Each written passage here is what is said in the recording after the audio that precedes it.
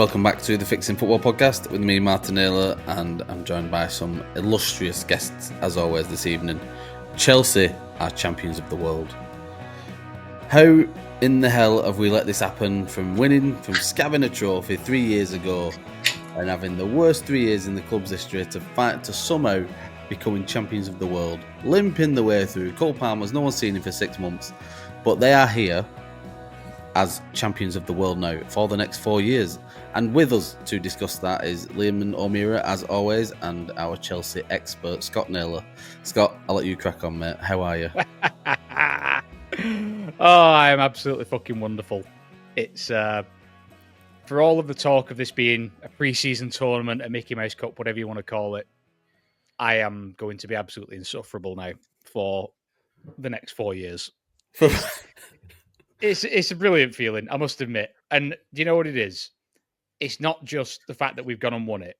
It's the manner in which we won it, particularly the final. And we'll get into it in more detail. But I was going to say, let's talk about that then, first of all. So people have made a lot about Chelsea's path to the final. Yep. We've all kept a close eye on it with our predictions league. But Chelsea's path has been favourable, to say the least. It did come at the expense of them having to lose a game along the way. I think it was Flamengo, that game you lost. Oh, the greatest tactical loss. It's like 5D chess that Maresca's playing here. He's just on another level. But, first fair here, you still have to come against, by far and away, the consensus best team in Europe right now. Yep. They've, especially from, say, December onwards, they've blown everything that's come their way. They've, obviously European champions, as we all know. And Chelsea just went for it. First 10, 15 minutes. Talk to us a little bit about Chelsea game plan, about what you thought about the match itself. Brief overview, really. Yeah, I'll go into that. But very quickly, the pathway that you talked about. Agreed, it could have been harder. But also, we had Fluminense in the semi-final who beat Man City. And they also beat Al Hilal, who knocked out Man City. Inter Milan. Oh, was it Man City? Oh, it's the other one who beat Inter Milan. What I mean is, we could have had Inter and or Man City, and they both failed to get there. True. So we beat the teams that beat the other good teams. So I would say favourable might be harsh, but it could have been hard. It definitely could have been harder. I'll put it that way. The European giants. In fairness, though, as well, it was what you would class as like typical intercontinental football with great South American teams and. LAFC aside, there was a lot of still strong teams, really. It's funny, isn't it, though? I see the narrative switch up as a Chelsea fan as the tournament goes on. And it's, these Brazilian teams, they're a different proposition. No one's seen them before until we have to play them. And then it's, they've got all the easy Brazilian teams. It's an easy run. So, but it's fine. It comes with the territory of being a big club. So talk to me about Maresca and his approach to this game.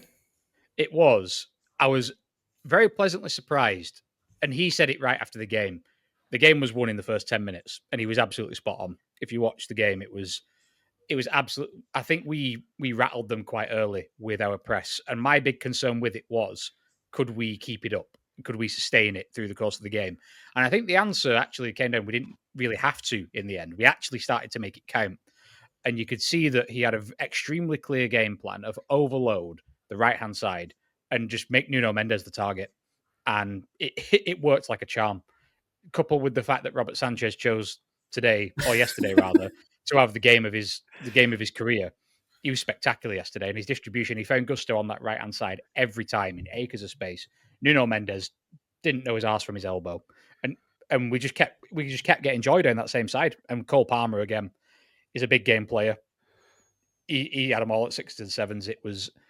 It was actually a tactical masterclass, and he out-skilled and out-thought the consensus best manager in Europe at the moment. And you've got to pat him on the back. Liam, we've made a little point about Chelsea in the past, and I think it was you who said it, but I'm going to credit you anyway, even if it wasn't. As long as it's good. Chelsea, it's accurate. So, it's up for debate whether it was you. Let's move on. The Chelsea's strength is their unpredictability. unpredictability. Yeah, that's right. That in the fact that the less, I mean, they clearly came with a plan on Sunday evening, but there is a chaos to it. It isn't as noughts and ones and binary as say the regular Pep disciples and Arteta and God knows who else who've tried to copy it and been very much on top of the players. That Maresca's approach seems a little bit, what's the word? Less intense. Ancelotti-esque. Maybe, yeah. I could go with that. Ancelotti-esque. Is that something you still agree with? Yeah, Because it sort of rings true. Yeah, I also think that they almost benefit from the inconsistencies of the form of each individual player because you don't know who. If you look at their team on paper, they're full of brilliant players, but you don't figure them as a brilliant team because it's not fully clicked. Even yet, I would say, even though with this amazing win, and it is that, I'm not sure they have fully clicked yet. Where you've seen 3 or 4 games in a row where you think these could win the Premier League, for example. Not really seen that yet. And I don't know if you will see it, if I'm honest. But what you might have is an amazing cup team because they've got that unpredictability about. What I will say, there are some exceptions to that, and I think there are some players that are week in, week out performers. Things like I would put Moises Caicedo that now. I think he is one of the best players in the league now, and he's finally, I think, hitting the levels that even when he was linked with a move to the Premier League originally, when United and Brighton were after him originally. That player that people were talking about. I think we're seeing that now. I also think Cucurella gets nowhere near the praise that he should be getting. When you consider what he's actually achieved in the last 2 years, considering that first spell at Chelsea where people were not sure whether he was capable of making the step up. It was like 60 million quid. There was a lot of pressure on his head and he weren't living up to it early on. For me, I'm struggling. We've talked about him a few times recently. I'm struggling to find a better left back in the world. I think Mendes would be the other one. And for me, there was one winner yesterday. He's very consistent. I'll give him that. He's very easy to dislike, though. So that's why he probably doesn't get a lot of fans. There's no obvious weakness in his game. Like that's he's true. Brilliant defensively. He's very Chelsea. I'll give him that. Don't see. I know you don't see that too much now with fullbacks. He's so good defensively. Like we talked about it after the Conference League final with like people were saying we didn't see Anthony in that game. Cucurella was levels above Anthony. Like it wasn't even a competition. And when we saw that in the Euros, where he did shut down Saka in the final, you know, Cole Palmer had a bit more success, but that was later on in the game. And even then, Palmer has that ability to come inside and maybe avoid Cucurella, maybe more than Saka could do. So that's probably what that was down to. So he performs not only every week in, week out, but also in these big games.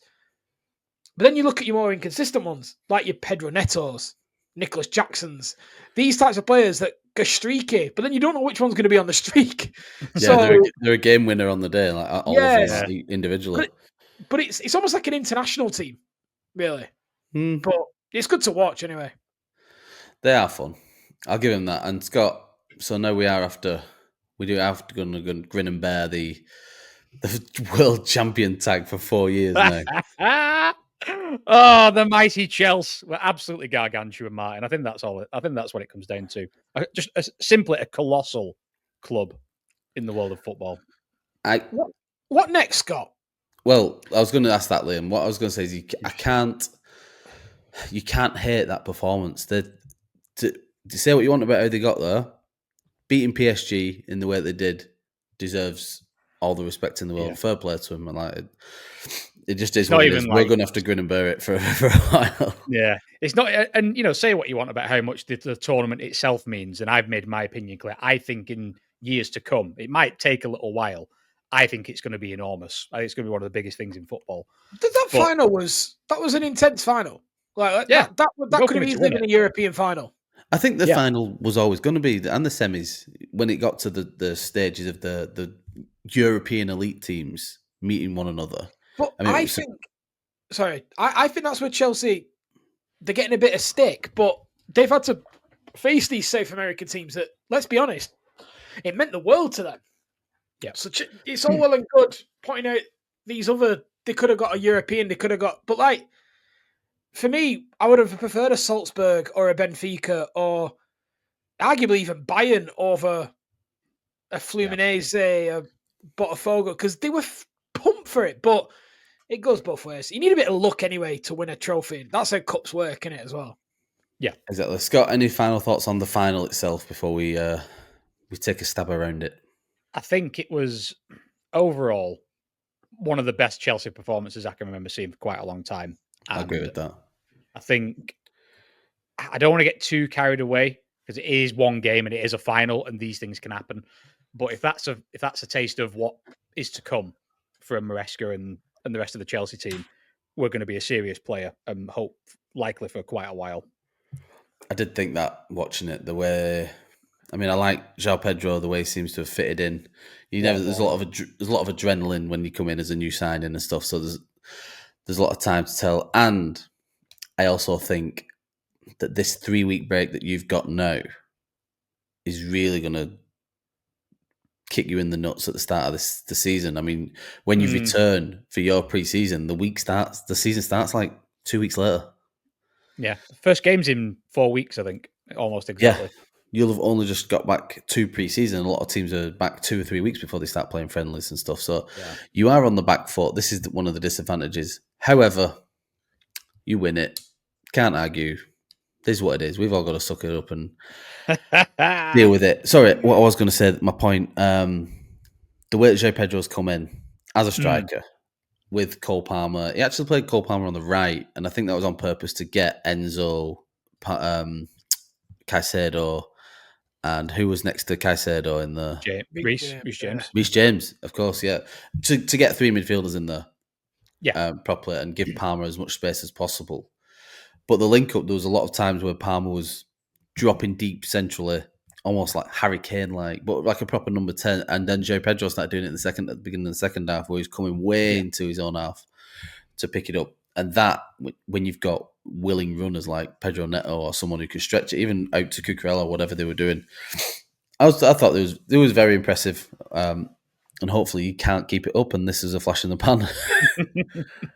That's the worry. But after a showing like that, you've just got to back them, and hopefully they then take that. Like you said, I think the start of the season is going to be tricky because of the fatigue and the rest and how it's all going to land time wise. But if we can take that momentum and carry it through, we're going to be scary, I think. It's only 4 fronts as well next year, Scott. Is it 4 fronts? Yeah, it is 4 fronts. Yeah, we don't have to compete on as many, so we might win it all. Liam, a very wise but very ugly man once said that this tournament will become the biggest thing in football at some going forward. Has it made enough of an impact for you for teams to start building towards it? No, but that doesn't mean that it won't do. I think it might take time. I don't see that, if I'm honest. I don't see the biggest tournament. I think it will matter, and I think it did matter, to be honest. I think it did, and I think it will matter. But I think the Champions League will take some beating, because ultimately that's what we're trying to do here, isn't it? We're trying to build... FIFA want their own Champions League. That's what this is. Nothing will trump the Champions League. You can't not have Arsenal. You can't not have Barcelona. You can't not have Liverpool. And I get it, but the competition would be harder if they were in it. And only so many teams can win the Champions League. I feel like the coefficient rankings will take a suspect tweaking towards the next tournament when we start to see what teams are qualified and what teams are looking likely to miss out. I mean, the thing is with this is, who knows where it could end up, because theoretically we've had a world now where it's all in one country. Who's to say that you don't end up having loads of mini World Cups going on at the same time, and then there's a final World Cup where the knockout, it's limitless. This you could end up having 128 teams playing in group stages all across the world. They're doing everything to avoid rebranding the Cup Winners' Cup and bringing that back. So that it's the only name left that isn't currently active. That's right. I see it happening. I see it happening multi-continent at once. So you end up. Well, that's where they're going with World Cups already. Splitting it.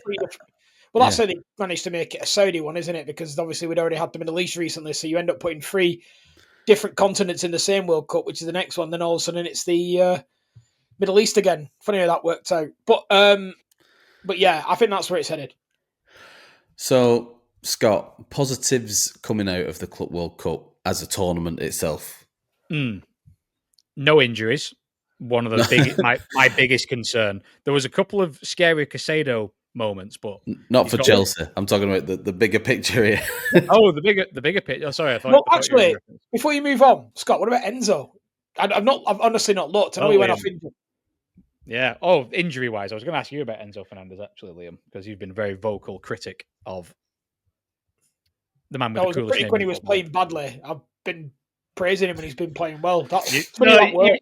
Praise isn't. You've been quiet, is what's been happening. You've not been praising him. You've not said anything. I've not been. Yeah, fair. So in terms of his injury, I don't think there's any.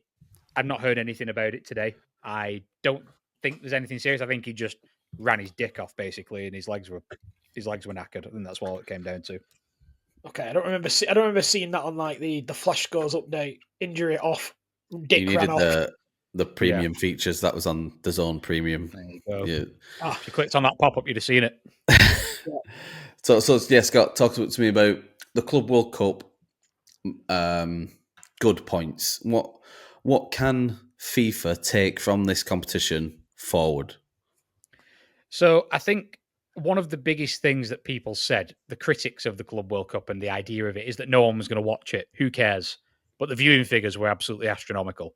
So people clearly work at everyone who claimed, I'm not even going to watch it. They were watching every single game. Just to counteract that, though, when it's free on the internet, it's free and very accessible.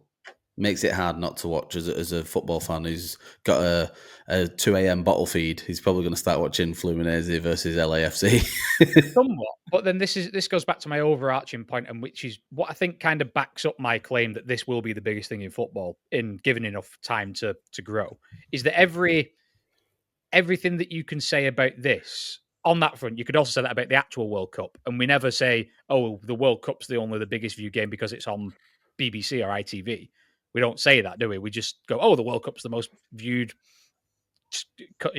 final tournament in the world. And we take that as a positive, whereas you can't then say, oh, the Club World Cup was free, that's why it was big, and then use it as a negative. It's kind of, I don't know, it's a bit, what's the word? A bit contradictory to do that, I think. But there was clearly a lot of interest, clearly a fuckload of interest. It seems, if Gianni Infantino is to be believed, which I don't know if he is a trustworthy source, but it made a lot of fucking money as well. Billions of dollars, according to him. I'd like to know how, because it certainly wasn't in ticket sales to matches. Well, no, but having said that, MetLife Stadium holds about 85,000 people, and it was sold out for both semis and the final. There was varying reasons and varying levels of interest. Some games, like Chelsea's first couple of games, were absolutely tragic in terms of how they were attended. But then they held them on a Monday afternoon at 2 p.m.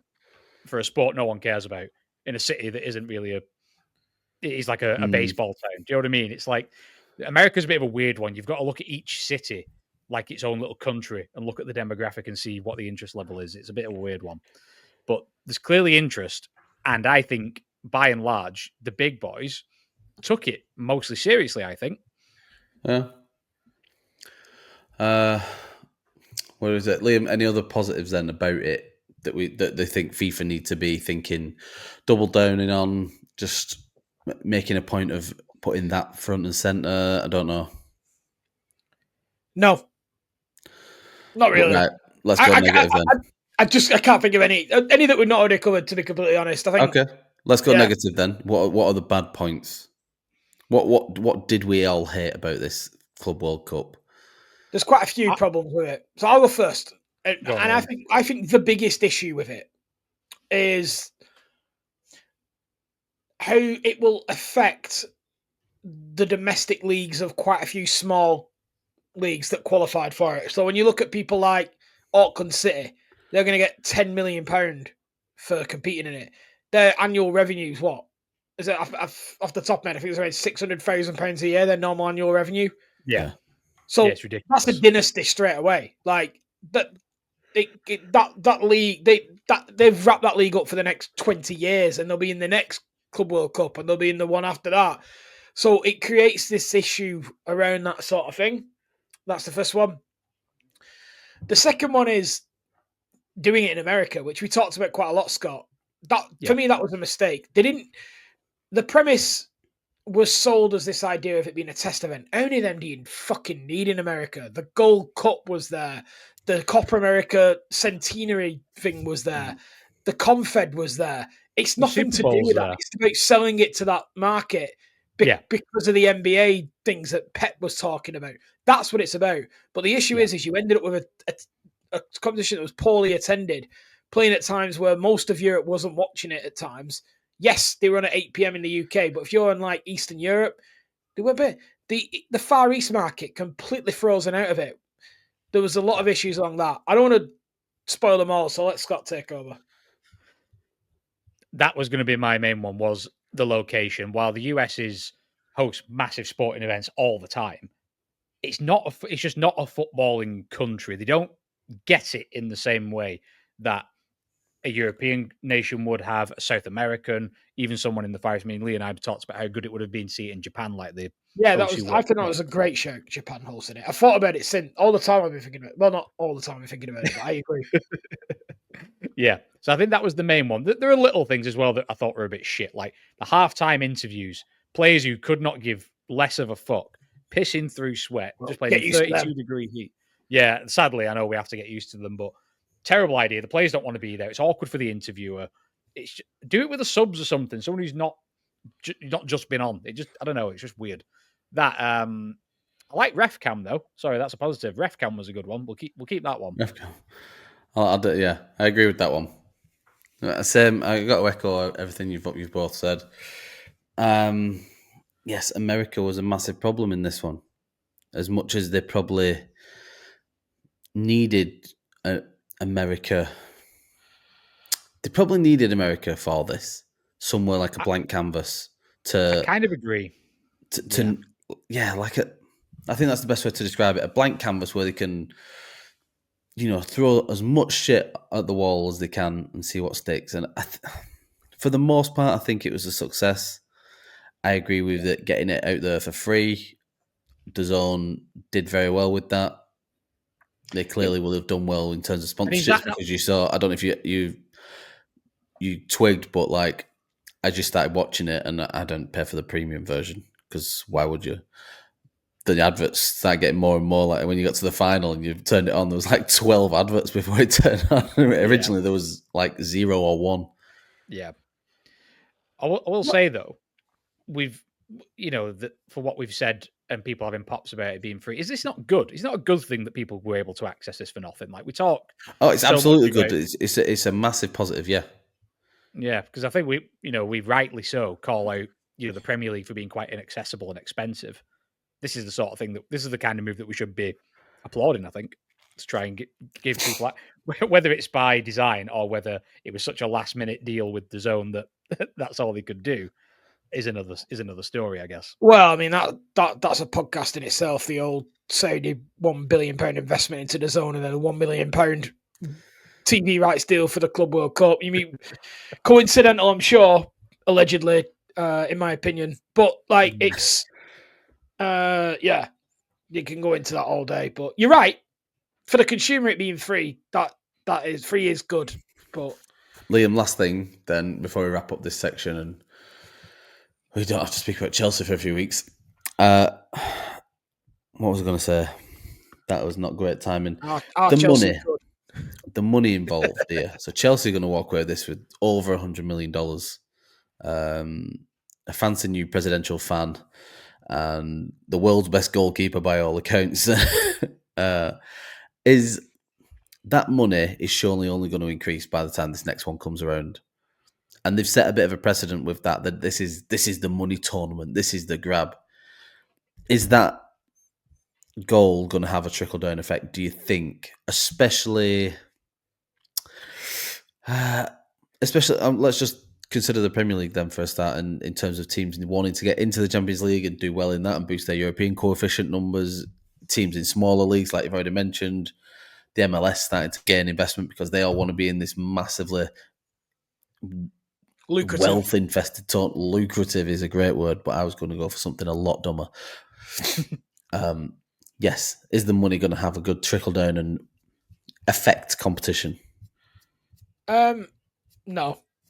It essentially you're getting to the point where I heard on another podcast, The Price of Football, an interview with the owner of Never heard Union of it. Saint Louis. He was talking about he's part of a union, UEC, the Union of European Clubs, and the idea is it's the non-top table clubs in Europe. And he basically talks about this problem that the Champions League money has in creating dynasties in leagues, which I kind of talked about a little bit earlier with Auckland City, but he argued that you're already seeing that across Europe, where not just in like the Premier League, only X amount of teams can win it. If you look at like Red Star winning every single year, Bayern win every single year, that is a trend across a lot of European leagues at the moment. And I suppose the problem is that with that kind of injection, Chelsea, it won't be the case of, because the Premier League is a different beast. But let's take PSG, for example. What they're going to walk away with, 80 odd million for runners up. I mean, I'm going to be bold here. And I'm going to predict that PSG might win the French league next year. So, and I think this 80 million might help them do that. I put a few quid on that, mate. Yeah, exactly. So that is the issue. Yeah, it trickle down. It doesn't really work like that, unfortunately. Okay, right. Well, we'll leave it up there. Scott, any final thoughts from you as Mr. Chelsea about being crowned champions of the world? I'll let you have the final say. It's just yet another feather in the cap of the illustrious Chelsea. UEFA, FIFA, they make up competitions and we win them at the first attempt. we complete the set and then they add another one that we've not got and then we just go and win it. That's just what we do. So, yeah, fuck you to everybody else. We are the greatest club on earth. Oh, that's a painful exit. Right, guys, we'll catch you in a minute.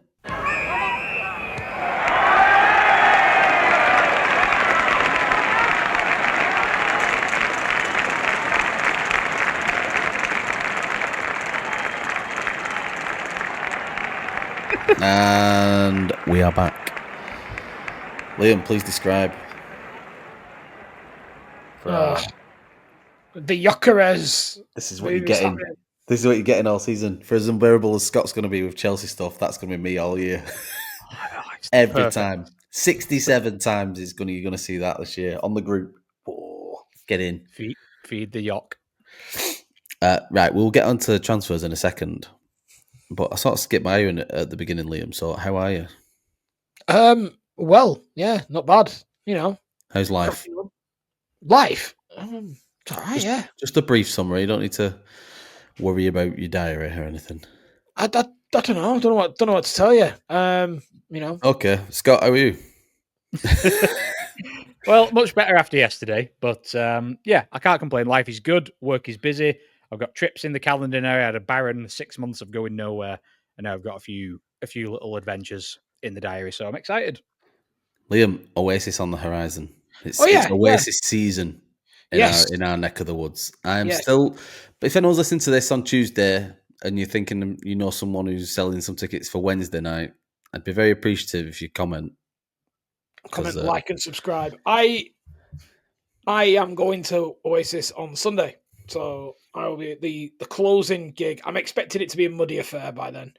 It's not really rain yet, but it will. There's no way we're going to get. All it takes is 1 day of rain for that to become a mud bath on the Sunday for me. So I've done part life on there when it's been a mud fest, and it's crazy times. But yeah, I think Oasis now and the age range of fans of them, it's a bit more chilled out. I haven't seen many Instagram or Facebook posts of pints of piss being lobbed around yet, which was always a fun story from the past. No, yeah, I went last time they were at Heaton Park.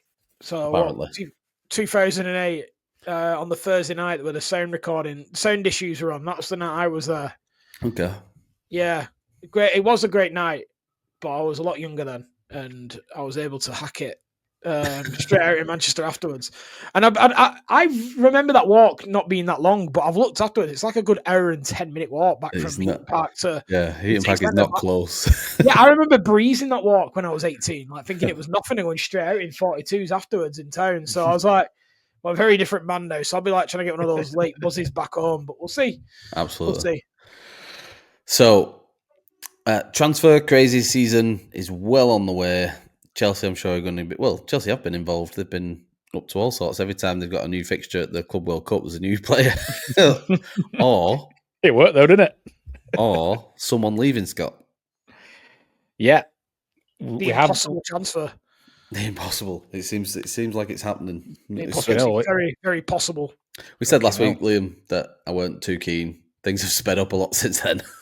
And the thing is, I don't get behind all the hate that people have gone. You might not be keen, you might not be a favourite player, but to be going at players for joining your club, like he's committed some crime, is ridiculous. Some Arsenal fans online, there's just some of the most toxic places in the internet.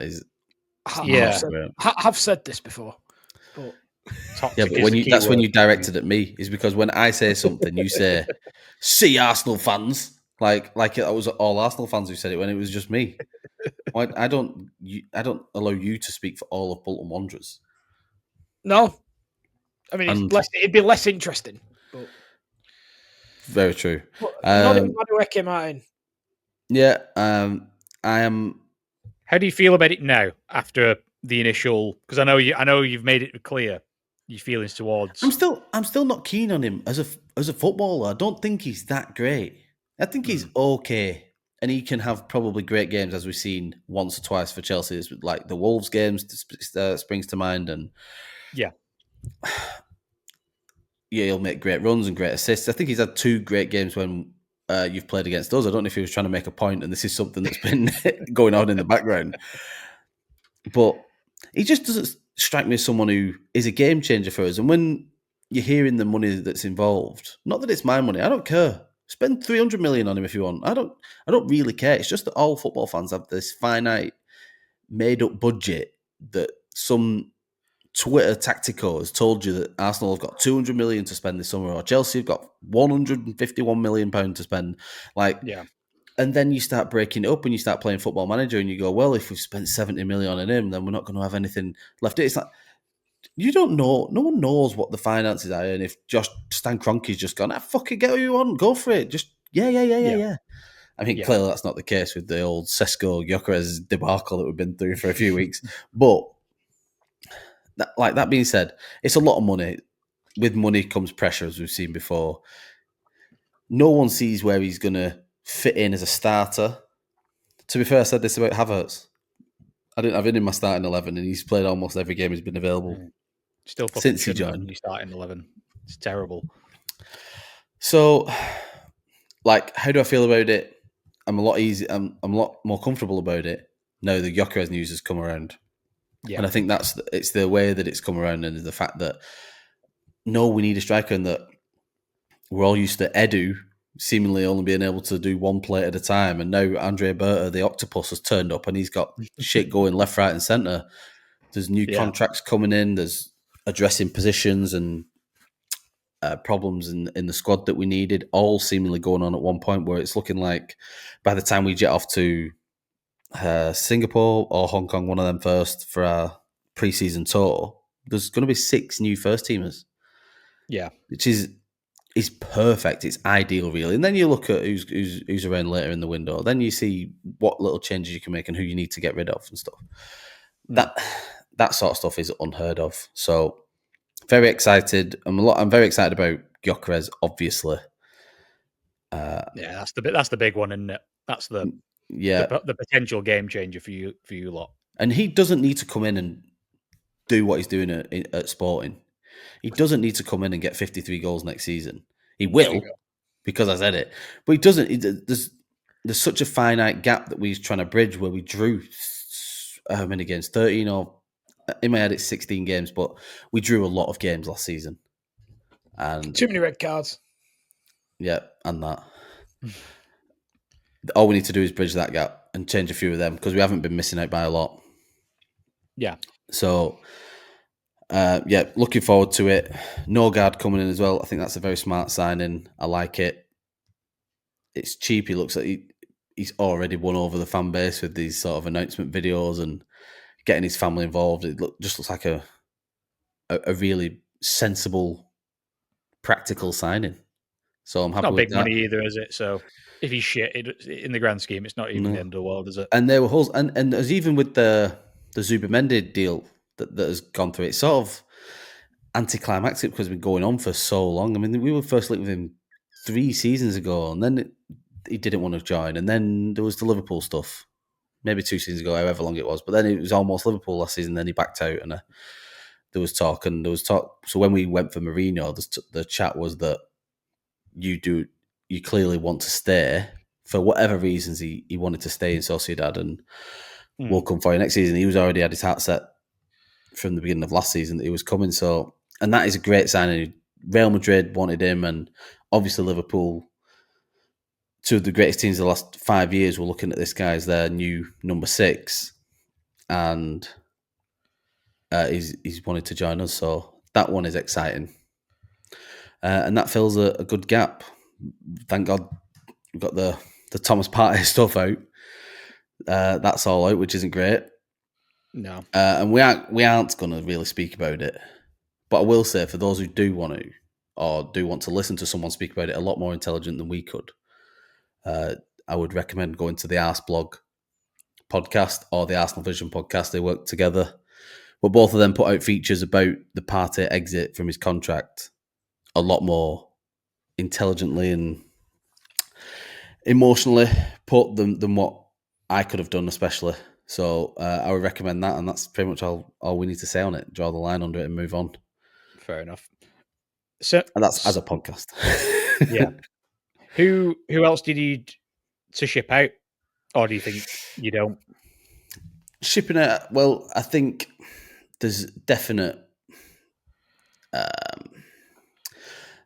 overload in some areas where you're trying to, like Fabio Vieira. I don't see sticking around now. I would have liked him to have stayed around last season, especially when we lost Odegaard for 3 months, and he could have filled a gap then that he didn't need to. But I see him going now. There's talk of him going to Parma. There's talk about Trossard leaving now. I thought it would be probably one of Trossard or Martinelli, who we might look to ship out to try and improve that area, at least in depth, depending on who it was. Trossard might be speaking to other teams, and he's 31, 32. It's been a fantastic signing, but makes sense. Zinchenko is probably allowed to go. We've seen Tierney go, and 2 of our midfielders go, and Jorginho and Partey. So there's them gaps already.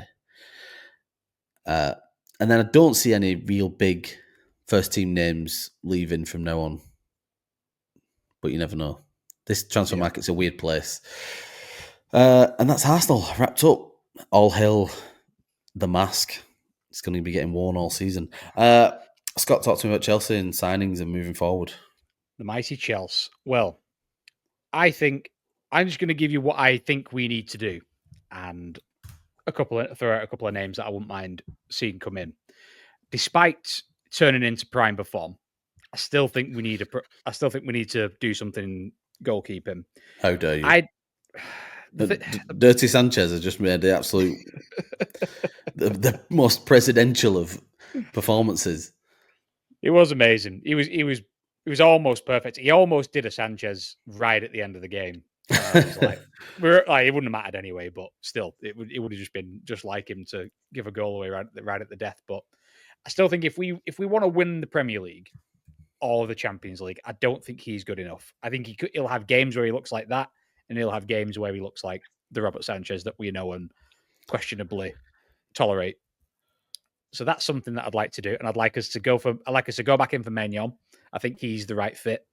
Or there's swirlings of Donnarumma being free. He's also in the last year of his contract, so he's there for somebody to take. I just think his wages are going to be too high for Chelsea in our model. But I think he's there, and somebody should, as Liam rightly said in our illustrious group chat, he's got to be there for somebody's got to take him if he's not going to stay at PSG. There's not a single team in the world he doesn't make better. Agreed. You think he's number 1 in the world? Mm-hmm. Yeah, he does have a clanger in him as well. So he's a bit of a weird one, Donnarumma, because yeah, he probably is, but also he makes more mistakes than maybe other keepers do. Like I would say an interesting comparison is Pickford, because he's obviously miles better than Pickford, but Pickford's, I would say, is more consistent. So it's a bit weird, but I know what you mean. yeah, he's probably number one, because I can't believe he let Cole Palmer roll 2 past him last night, and then I saw a replay. There was videos going around. How's Donnarumma saved this from Odegaard? That one in the first half, in the first leg, where he's absolutely left down to his left. Down to his left, they tipped onto the post. I was like, how's he saved that? And then Cole Palmer just rolled these 2 past him. For fuck's sake! It's like the old Arjen Robben cut in from the right and curl it in. You know he's going to do it, but class finishes. Fuck all you can do about it. So I'd like to see one of those 2. Is there not a big hole at centre half for Chelsea? I don't see where there's a lot of quality there. There's good players, but this is a bit of a debate in the Chelsea in the Chelsea fandom. I think there's talk of there's all this talk of go out and get a proper experienced centre back, and I think if you are going to have some youth and some inconsistency in your team, have it up front rather than at the back. But I think the Levi Colwill's come on absolute leaps and bounds, particularly the last 4 or 5 months. I think he looks like a proper leader. Tosin is so calm and so composed. Is he the most technically gifted centre back? Is he Maldini? No, he's not. But he is very solid. He brings a calmness to the back line. And I think on a free transfer, I think he's very good. I think there's a couple of centre halves that we need to ship out. Disasi, maybe Badiashile. But again, on it, when he's on it, he looks good as well. But I can't believe I saw him. But Madueke is fuming that's who's picking up his medal. Well, if he'd stuck around an extra 48 hours, he'd have had one, wouldn't he? But he's moving up in the world. He's all right. Scott, can I ask a question? And again, yes. Honestly, I'm genuinely interested. Like in these Chelsea fandoms, which I'd hate to be reading some of the comments that go on there, like late at night. But like, who are these people putting forward as an experienced centre back? Because I was just sat there thinking about it, and who do you go and buy? And I was struggling to think of someone. Rob Holding. But who is that? Who is the option? It's a good question. I guess it depends how realistic we're being here. I think the if we are going to do something at centre half, I would have liked us to have gone for Jared Branthwaite personally. But I think he's just signed a new deal, and that's going to cost an arm and a leg next year when he moves eventually. So that's a long one. The other name that gets thrown around, but again, the money involved is going to be astronomical. Is Bastoni at Inter? Okay. I think he's the kind of player that if you bring in, but none of them are experienced. I mean, they're still super young. Oh, Bastoni's 27, but again, and this whole experience thing, Levi Colwill has now won 2 major honours in the last few months. He's played a lot of games for Chelsea now. What do you define? Age and experience aren't necessarily intrinsic. Yeah. No, that's fair enough. Yeah. So I think and again, Jared Branthwaite, he's only 23, I think, but he's played, I think, 4 full seasons in the Premier League. So you could argue that's experience. So I don't know. But yeah, those are the kind of names that you see thrown. And I see Jarell Hato at Ajax thrown around a lot as well. But I think that's more for Cucurella cover than it's not shopping. And I don't see the top table signing that you could realistically go and get. The only one that springs to mind is, would Rudiger come back? Potentially. Fucking hell! I'd go and pick him up now. Like, could that happen? Other than that, I look at maybe. I think about Laporte. He's only early 30s. He's been out in Saudi. I never saw an exceptional player in Laporte, if I'm being completely honest. I don't see somebody who makes Chelsea better. Yeah, I think that's the key, isn't it? Do they come in and instantly raise the bar? And there's a handful of names that you could say, but again, you're talking silly money like Militao, maybe. But again, that's astronomical money. Bastoni, astronomical money. What about Romero? Oh, God, no. Oh, I tell you what, he is. Now you mention it, he's an extremely popular name online with Chelsea fans. A lot of Chelsea fans want to see him. Romero? Because he's a very good defender when he's focused, isn't he? Like, the Spurs defender? Yeah. Yeah. Christian Romero, yeah. The thing is with Romero, so overrated. The problem is he's constantly suspended. almost all the time, and it's just that we've had enough of a problem with that as it is with He's us being a young potentially team. available though, isn't he? That's the thing. He Like, is. is he got Yeah, 1 he year is. left? Is he into 1 year or something? Yeah, and I don't. Atletico Madrid are sniffing around him, aren't they? Yeah, I don't want to give Chelsea advice here, but he is so overrated. The sun shines out of his ass. That is, if I was Chelsea fans, I'd be looking to stay away. And then we'd probably end up signing him. So yeah, I wouldn't be happy with that. I don't think you will. No. Yeah. So there's some talk at centre half, but I personally don't think that's as big a unless if we could get Gahey, for example, I'd take that. I think he probably that's a different one. He makes us better. I think overall. All right. Well, yeah. so those are let's call them Chelsea's potential problem areas. I want to just quickly gloss over the rest of the Premier League, but before that, Bolton Wanderers, Liam O'Meara. Let's keep it brief here, mate. What's happening? Where you at? How's pre-season starting? Well, pre-season started well. First game over the weekend in Marbella, beating Orlando Pirates 2-0. Fuck off. So that's it. And then we'll have a game, tonight when this goes out, so it will be Tuesday. This evening we're away at Barrow. Which, pre-season's well underway for Bolton now. Weekend game at Hibernian. So it's all full systems go, really. In terms of transfer news, from last week, there's a lot of links out, isn't there? Yeah, it's very active. They're looking to bring in a lot of new faces into the squad. And to do that, we need to get rid of players. So I think the latest one is George Thomason, the captain, being linked with a move to Huddersfield. Rumored at 150,000. Player I like, if I'm honest. However, I'm not against new personalities in the dressing room. I always feel uncomfortable about your captain leaving. No, like even if he's due and stuff like that. It's like when you sell your captain, it's like I think it's a load of shite captaincy. I think it's one of those things, it's one of those things that's well overstated. Yeah. But I think it's underutilized personally, but maybe we'll do that another time.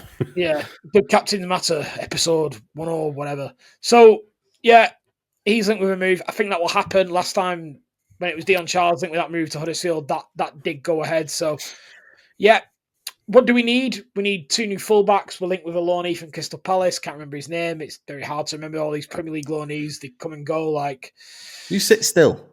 Sorry.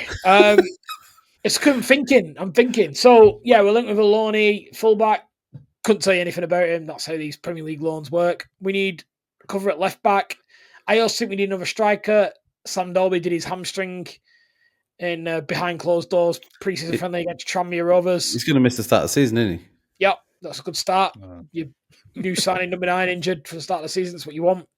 Especially when you're away Stockport first game of the season. That's handy. That's what we all want. So that's happening. So I thought we needed a new striker anyway because Victor Gyokeres injured till Christmas. So right. Personally, I think if we raise the funds, Alfie May would be the one I'm looking at. Proven goals. Birmingham he served his purpose now there where they got promoted out of our league, so they're now looking to offload him. That'd be where I'm looking at. If not that, Charlie Kelman on loan. He was at Leyton Orient last year, fired them to a playoff final. Very good Who's player. the kid from Celtic who you linked to as well? Oh, I can't remember his name. Kenny? Yeah. Yeah, Kenny. I saw bits of him last season, and I like what I saw. If that happens, it looks like it'll be a loan. Look like we were linked with trying to get him permanently, but I think Celtic aren't. Yeah, they want a bit of money, don't they? They don't want to let go yet, I don't think. I think they see someone who could potentially get a bit of money from a championship club. I'm not convinced. I think he's 22 now. That's not young anymore. We need to start, I personally think that we offered, 500,000. Yeah, maybe more. He's worth than that, but I think that plus a sell-on would, I think, be fair game. But it looks like we'll probably end up getting him on loan. But for me, I don't really want a loan striker. I would be doing more to see if you can make Alfie May happen. Although I do like that Celtic lad. He's a good profile, big, strong, fast, young. Like he's what you want, and he'd be a very good understudy to Dolby. So I see the vision. Wingers, big man in the box. I see the vision. But personally, I'd like variety. I think one of the problems that we had for a long time is having a one set style of play. Yeah, I yeah. would have different options. So Alfie May would be my priority, but that'll And be then expensive. They paid 2.5 million for him, Birmingham. 12 when months does ago. the season start? First weekend in August. Can't remember exactly the date. It is, yeah. So like 3 weeks really, and then we're there. This is it, man. Um, This is it. It all starts again. Chelsea the season only just finished 2 days ago with the mighty Chelsea. I would like to do as sort of extra episodes, but full previews for at least Arsenal, Chelsea, Bolton, probably Man United, and We've got to do putting one this for United. out do there one for though. United. If anyone would like to come on and preview their football club for the season, we're going to be trying to get as many of these done as possible, even if it's just a 20-minute episode or whatever, just a little bit of a deep dive into one club from the fans' perspective. I think that's a good idea to get through. Not Nottingham Forest though, just fucking moaning bastards. You're in the news too much. We're bored of you. Yeah, it's fucking honestly involved. It can't help get involved in everything. It's boring. Yeah, so no Very involved. I don't want to get too deep into the Leon and Crystal Palace stuff today, but Unless I did want to we bring can up find. Morgan. I'm going to say, could we find a Leon, a Palace, and a Forest fan all at once, and those three just fuck off and let them We just talk about it? like we'll just do us spectating on the side and just all like that popcorn. Yeah, It'd be like that meme, like you bloody. yeah.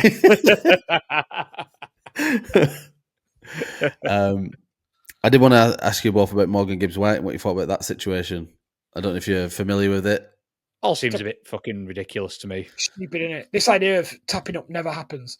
You can have a clause, but it must never be spoke of to anyone. I didn't get this. This is what I heard. So It's just stupid. For those that don't know, Liam, Sorry. he had a secret £60 million buyout clause that somehow Tottenham heard of, and Daniel Levy just went, all right, we'll pay that. And then everyone was like, whoa, we can't do that. It's a secret. And at no point has he just gone, it was just a good guess. I don't know. Which is what he's worth. I think if you got 60, if you went in. I think it's maybe a little bit under market value, but it's not a terrible one.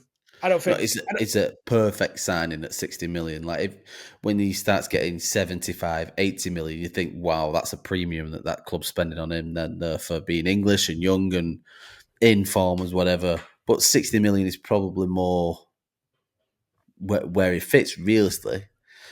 You never really pay what someone's realistically worth. So no, that's what it is. I mean, what do you both think about that? So the transfer is on hold from from Forest to Spurs.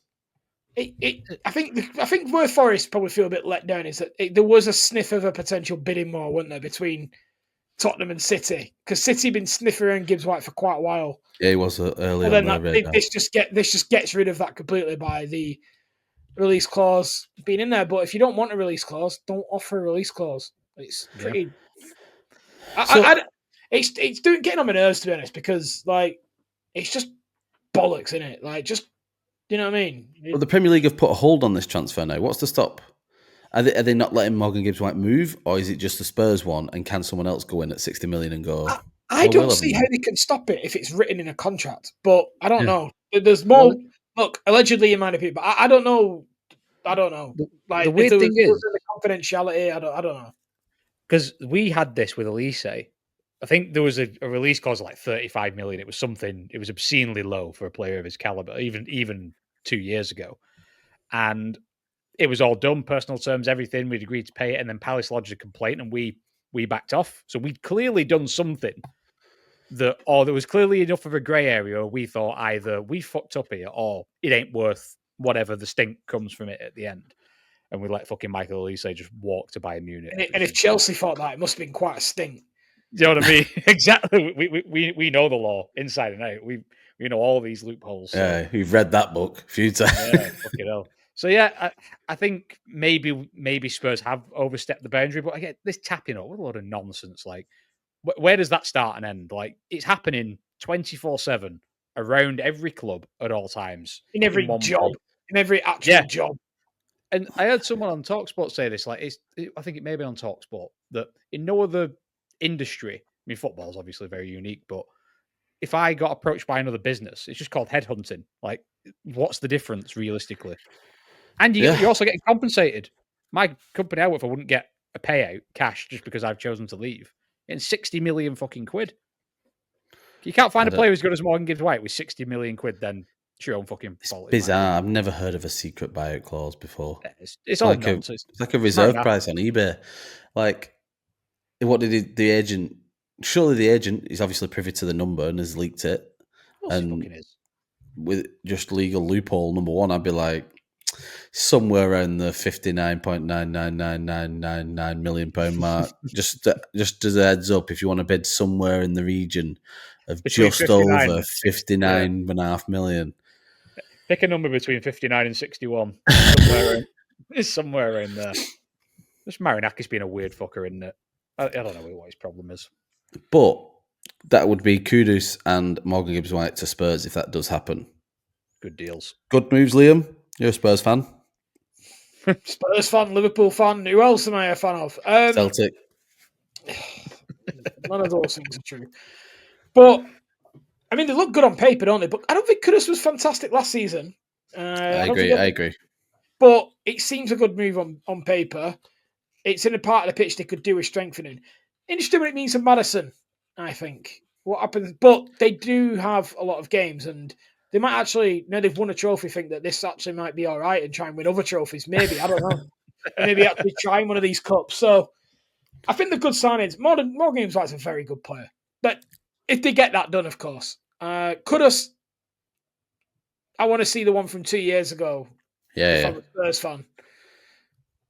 I don't know. It seems like a good price they've got him at, though, I would say.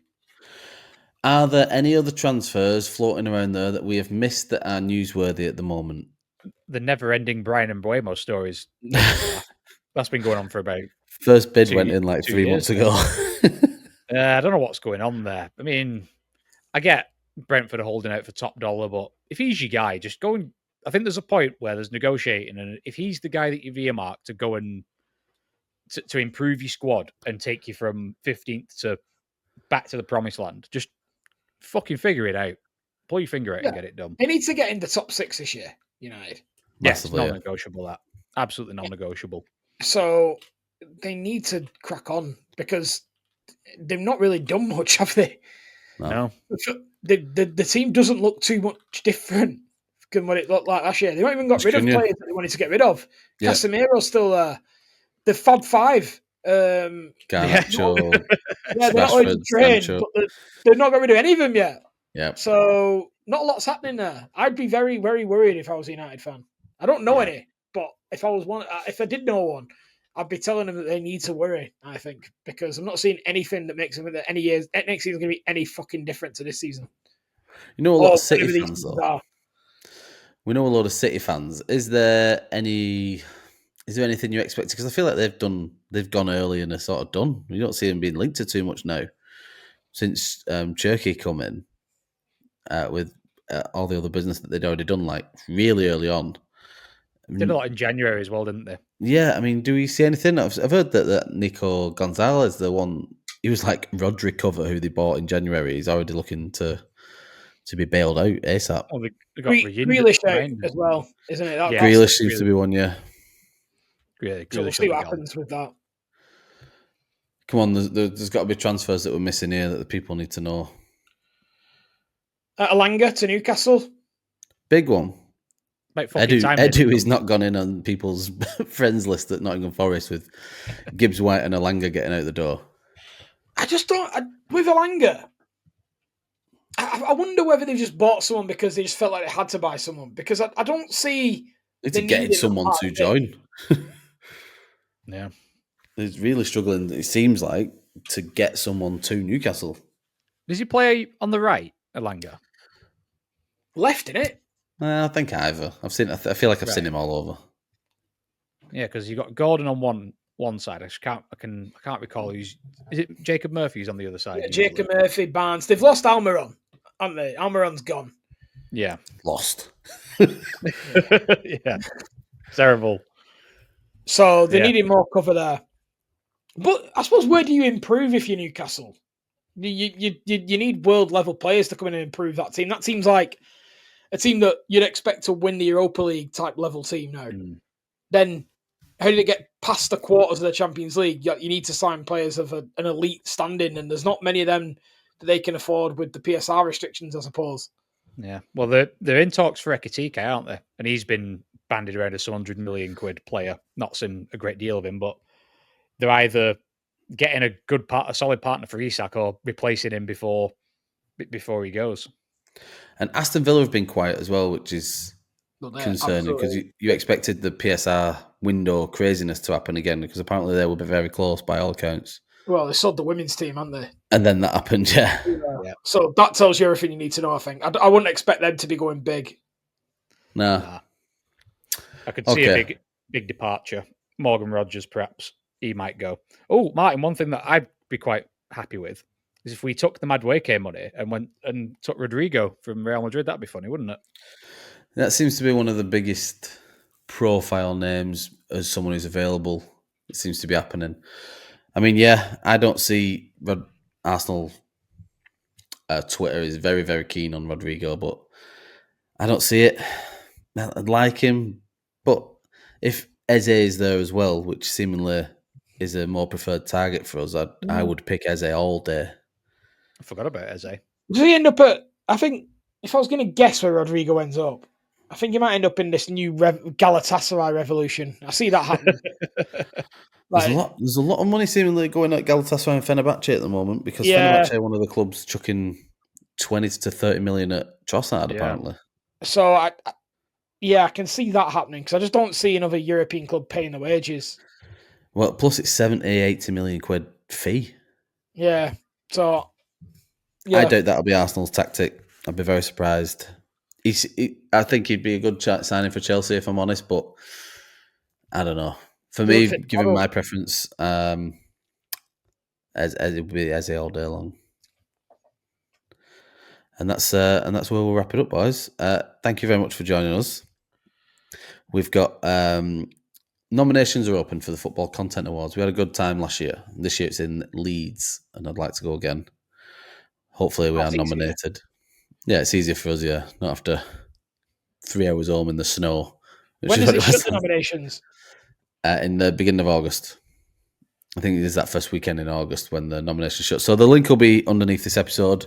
And we really, really appreciate it if you're listening to go ahead and nominate us. Please like, share and subscribe all these videos and get involved and help us do what we're doing.